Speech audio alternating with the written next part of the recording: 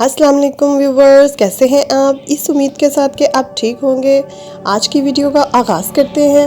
Welcome to my channel literature outstanding. B positive, be hopeful in your lives.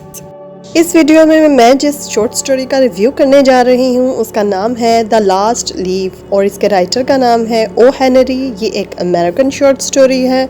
और ये उसके मुख्तसर कहानियों के मजमूआ the trimmed lamp and other stories of the 4 million से लिया गया।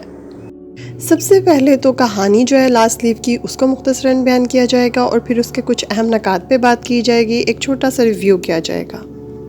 मगर कहानी शुरू करने से पहले वो जो मेरे चैनल पे नए हैं वो लिटरेचर आउटस्टैंडिंग को ज़रूर सब्सक्राइब करें और बेल आइकन को हिट करें ताकि तमाम वीडियोस उन तक आसानी से पहुंच सकें। अच्छा, कहानी जब शुरू होती है तो हमें बताया गया है कि ये ग्रेनिच विलेज न्यूयॉर्क है और जो वक्त हमें बताया गया है वो 18वीं सदी का अख्ताम और 19वीं सदी का आगाज़ है। इसी ग्रेनिच विलेज में हमें फ़नकारों की एक कॉलोनी दिखाई जाती है जहाँ पर के मुतवस्सित दर्जे के फ़नकार रहते हैं और उनकी माशी हालत भी इतनी अच्छी नहीं है, बस मुनासिब सी है। फिर हमें कहानी के दो अहम किरदार, दो बहनें सू और जॉन्सी, उनसे मिलवाया जाता है। दोनों इसी कॉलोनी में रह भी रही हैं, एक अपार्टमेंट शेयर करती हैं और दोनों जो है फ़नकार हैं, आर्टिस्ट हैं और मैगज़ीन्स वगैरह के लिए पेंटिंग्स बनाती हैं और इसी तरह से अपनी गुज़र बसर कर रही हैं। और उनकी जो माशी हालत है वो इतनी अच्छी नहीं है, यानी वो माशी तौर पे इतनी खुशहाल भी नहीं है। जैसे ही नवंबर का महीना शुरू होता है तो उस आर्टिस्ट की जो कॉलोनी थी वहाँ नमूनिया की वबा फैल जाती है, लोग तेज़ी से मरना शुरू हो जाते हैं और जॉन्सी जो है वो भी इस वबा का शिकार हो जाती है और उसकी तबीयत दिन ब दिन बिगड़ना शुरू हो जाती है। सू जो थी वो अपनी बहन जॉन्सी की वजह से बहुत ही ज़्यादा परेशान थी। वो उसका ख्याल तो रख रही थी लेकिन उसके साथ साथ वो देख रही थी कि उसकी बहन की हालत में कोई बेहतरी नहीं आ रही, बल्कि उसकी हालत तो दिन ब दिन बिगड़ती ही जा रही है। दरअसल जॉन्सी ने अपने जहन में ये बात बिठा ली थी कि वो इस बीमारी से नहीं लड़ पाएगी और जैसे बहुत से लोग इस बीमारी से मर रहे हैं तो अब उसकी भी मौत यकीनी है। अच्छा, ये कहानी पढ़ते और सुनते हुए हमें एक चीज़ अपने जहन में ज़रूर रखनी चाहिए कि ये 18वीं सदी का अख्ताम और 19वीं सदी का आगाज़ है। ये वो वक्त है जब नमूनिया उतनी काबिल इलाज बीमारी नहीं थी जैसे आज के दिन में है, तो इसलिए मरीज़ भी परेशान हो जाते हैं जब वो बीमार हो रहे हैं और इस वजह से हलाकतें भी बहुत ज़्यादा हो रही हैं। जॉन्सी भी इसी वजह से ज़्यादा परेशान है कि शायद वो भी नहीं बच पाएंगे इस बीमारी की वजह से। जॉन्सी की बुरी हालत देखकर डॉक्टर भी जो थे वो ज़्यादा पुरुमीद नहीं रहे थे, जैसा कि वो उसकी बहन सू को बताते भी हैं कि तुम्हारी बहन के पास 10 में से सिर्फ एक चांस है बचने का, और वो भी उस सूरत में कि अगर तुम्हारी बहन खुद जीना चाहे, खुद इस बीमारी से लड़ना चाहे तो तब। जबकि जॉन्सी जो थी वो ना तो ठीक से खाना खा रही थी, ना अपनी दवाएं वक्त पे ले रही थी और दूसरा उसने अपने जहन में ये बात तय कर ली थी कि अब उसकी मौत जो है वो यकीनी है, इसीलिए उसने बीमारी से लड़ने का इरादा बिल्कुल तर्क कर दिया था। सू अपनी बहन के लिए हद्दुल इम्कान कोशिश कर रही थी। एक तो वो उसका ख्याल रख रही थी, दूसरा वो उसको उम्मीद दिलाने की कोशिश भी कर रही थी कि तुम ज़रूर इस बीमारी से लड़ोगी और ज़रूर जियोगी और एक दिन अपना ख्वाब जो बे ऑफ नेपल्स को पेंट करने का वो तुम ज़रूर पूरा करोगी। तो वो उसको पूरी उम्मीद दिलाने की कोशिश कर रही थी। एक दिन सू गौर करती है कि जॉन्सी अपने बेड पे लेटे लेटे खिड़की से बाहर मुसलसल देख रही है और कोई चीज़ गिन रही है और वो भी उलझी गिनती में, जैसे 12, 11, 10। सू तो बहुत परेशान हो जाती है कि उसकी बहन आखिर क्या गिन रही है। अपने तौर पर जब वो बाहर देखती है तो बाहर तो एक इमारत की दीवार थी जिस पर कि एक अंगूर की बेल थी और उस पर चंद पत्ते थे। तो वो अपनी बहन से परेशान होकर पूछती है कि तुम आखिर क्या गिन रही हो। तब जॉन्सी उसे बताती है कि वो जो बाहर बेल के पत्ते गिर रहे हैं वो उनको गिन रही है। कुछ दिन पहले वो बहुत ज़्यादा थे लेकिन अब वो गिरते गिरते बहुत कम रह गए हैं और जैसे ही आखिरी पत्ता गिरेगा तो उसके साथ ही मेरी मौत भी हो जाएगी। ये सुनकर तो सू बहुत ही ज़्यादा परेशान और हैरान हो जाती है कि ये उसकी बहन क्या कह रही है। सू अपनी बहन को डांटती भी है और उसे समझाने की कोशिश भी करती है कि ना तो तुम एक अंगूर की बेल हो और ना तुम्हारी ज़िंदगी का इन्हिसार गिरते पत्तों पे हो सकता है और ना ही कोई आखिरी पत्ते के गिरने से मर जाता है। तो ये सिर्फ एक अहमकाना सोच है जो तुमने अपने जहन में बिठा ली है, तो इसको अपने जहन से निकालने की कोशिश करो। सू ने पूरी कोशिश कर ली थी अपनी बहन को समझाने की, लेकिन जॉन्सी पर इन बातों का बिल्कुल कोई असर नहीं था क्योंकि वो अभी भी खिड़की से बाहर देख रही थी, अभी भी उल्टी गिनती गिन रही थी। अब वो 10 रह गए हैं, अब वो 9 रह गए हैं और बस इसी तरह से चल रहा था। اسی موقع پہ کہانی میں ہمیں ایک اور کردار سے متعارف کرایا جاتا ہے، اور یہ ایک 60 سال کے بوڑھے انسان تھے، مسٹر بہمن۔ یہ اسی کالونی میں رہتے تھے، یہ بھی ایک فنکار تھے، ایک آرٹسٹ تھے، لیکن بہت سال ہو گئے تھے انہوں نے کچھ پینٹ نہیں کیا تھا، اور پیشے کے لحاظ سے انہیں ایک ناکام انسان تصور کیا جاتا تھا وہاں۔ مسٹر بہمن جو تھے وہ خود تو کچھ پینٹ نہیں کرتے تھے، لیکن جو اس کالونی کے نوجوان پینٹرز وغیرہ تھے، آرٹسٹ وغیرہ تھے، ان کے لیے ماڈل کے طور پہ کام کرتے تھے، اور اسی کمائی سے وہ اپنا گزر بسر کرتے تھے۔ مسٹر بہمن جو تھے وہ کالونی میں کوئی اچھی شہرت نہیں رکھتے تھے، بلکہ انہیں ایک جھگڑالو اور تیز مزاج کا بوڑھا انسان تصور کیا جاتا تھا۔ اچھا، مسٹر بہمن کے بارے میں ہمیں ایک بات اور بتائی جاتی ہے کہ مسٹر بہمن نے اگرچہ کہ بہت سے سالوں سے پینٹ نہیں کیا، لیکن وہ پینٹ کرنا چاہتے ہیں، اور وہ اپنی زندگی کا شاہکار ماسٹر پیس پینٹ کرنا چاہتے ہیں۔ اسی لیے ہمیں ان کے گھر میں، ان کے اسٹوڈیو میں ایک خالی کینوس، برشز اور پینٹس وغیرہ نظر آتے ہیں، اور وہ اس چیز کو لے کر بہت زیادہ ٹچی بھی دکھائے جاتے ہیں۔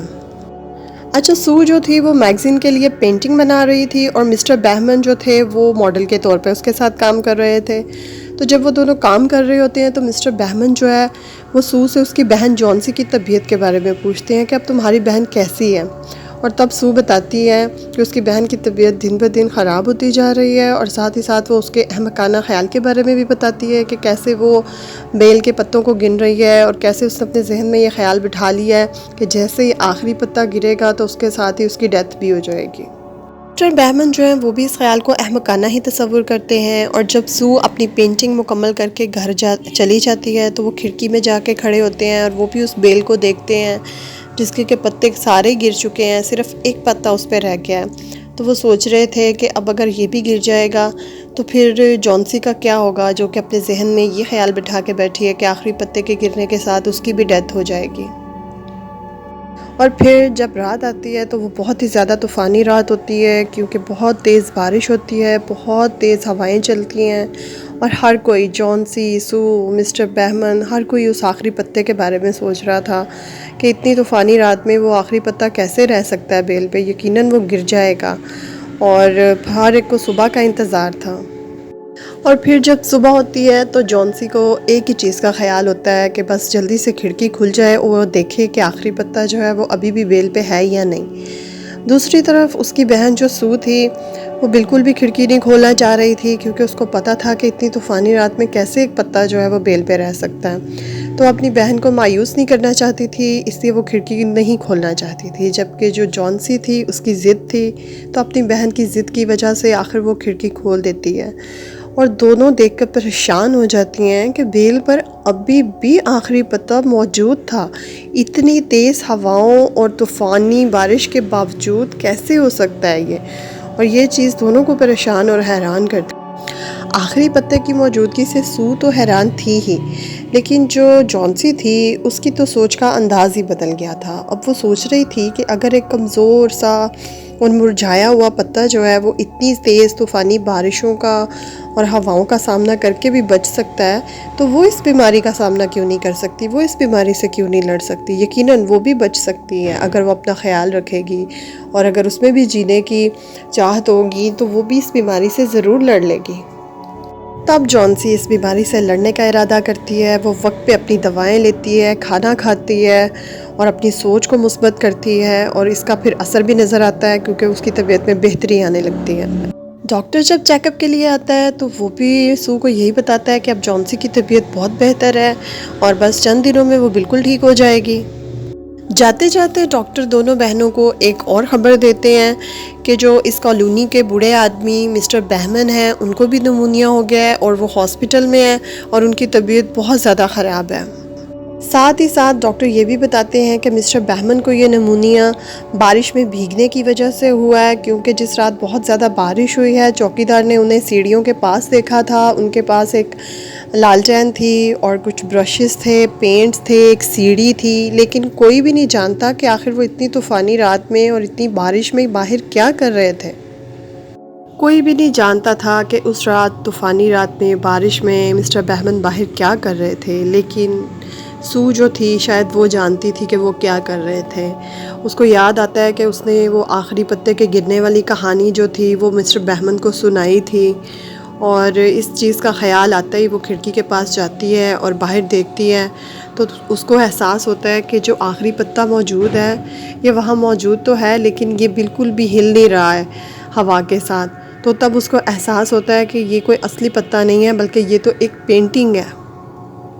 سو جو ہے وہ یہ حقیقت اپنی بہن کو بھی بتاتی ہے اور دونوں دیکھتی ہیں کہ واقعی وہ جو پتا تھا وہ اصل نہیں تھا، پینٹنگ تھی، لیکن اسے کمال مہارت سے پینٹ کیا گیا تھا. واقعی وہ مسٹر بہمن جو تھے ان کا شاہکار تھا، ماسٹر پیس تھا جس کا کہ وہ خواب دیکھا کرتے تھے. اور کیسے انہوں نے اپنی صحت کی پرواہ کیے بغیر اس طوفانی رات میں اسے پینٹ کیا تھا، صرف اور صرف بیمار جونسی کو زندگی کی امید دلانے کے لیے. اور وہ اس میں کامیاب بھی رہے کیونکہ جونسی جو تھی وہ اب ٹھیک بھی ہو گئی تھی اور زندگی کی طرف لوٹ بھی آئی تھی. مسٹر بہمن نمونیا سے لڑ نہیں پاتے اور ان کی وفات ہو جاتی ہے، لیکن کالونی میں یہ بات ہر طرف پھیل چکی تھی کہ کیسے آخری پتا پینٹ کرتے ہوئے اور کیسے کسی کو زندگی کی امید دلاتے ہوئے ان کی وفات ہوئی ہے. ہر کوئی ان کے لیے دکھی تھا کیونکہ ان کی وفات ہو گئی تھی، لیکن خوش بھی تھا کہ چلو جانے سے پہلے انہوں نے ایک کمال کام کیا اور اس آخری پتے کے ذریعے کسی کو امید دلائی. ہر کوئی خوش تھا اور یہی کہہ رہا تھا کہ انہوں نے اپنا شاہکار، اپنا ماسٹر پیس جو ہے وہ پینٹ کر لیا ہے، کیونکہ یہ جو لاسٹ لیف ہے یہی ان کا جو ہے وہ ماسٹر پیس ہے. اور بس یہاں پر اس کہانی کا اختتام ہو جاتا ہے.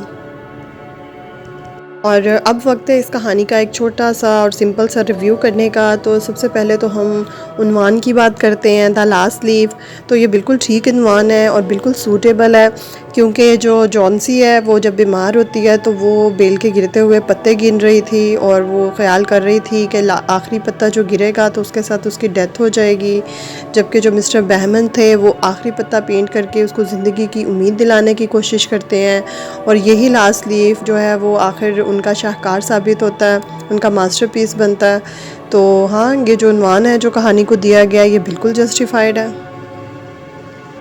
دا لاسٹ لیف جو ہے وہ ایک بڑی خوبصورت جو ہے نفسیاتی کہانی بھی ہے، کیونکہ اس میں جو کرداروں کی ذہنی سوچ ہے اور جو ان کے جذبات ہیں وہ بڑے اچھے طریقے سے پیش کیے گئے ہیں. جیسے کہ جونسی وہ جب بیمار ہے وہ کیا سوچ رہی ہے اور کیا خیال کر رہی ہے اپنی زندگی کے بارے میں، یہ سب بڑے اچھے طریقے سے دکھایا گیا. ایک اور چیز جو مجھے بڑی اچھی لگی ہے اس کہانی میں کہ اس میں ایپیڈیمک ٹائم کو بڑے اچھے طریقے سے دکھایا گیا ہے کہ کیسے جب بیماری بہت زیادہ پھیلی ہوتی ہے کوئی اور لوگ کیسے اس سے ڈر رہے ہوتے ہیں، اس وقت مریض کے ذہن میں کیا چل رہا ہوتا ہے اور کیسے اس وقت انسان کے کام آتے ہیں. جیسے مسٹر بہمن جو ہے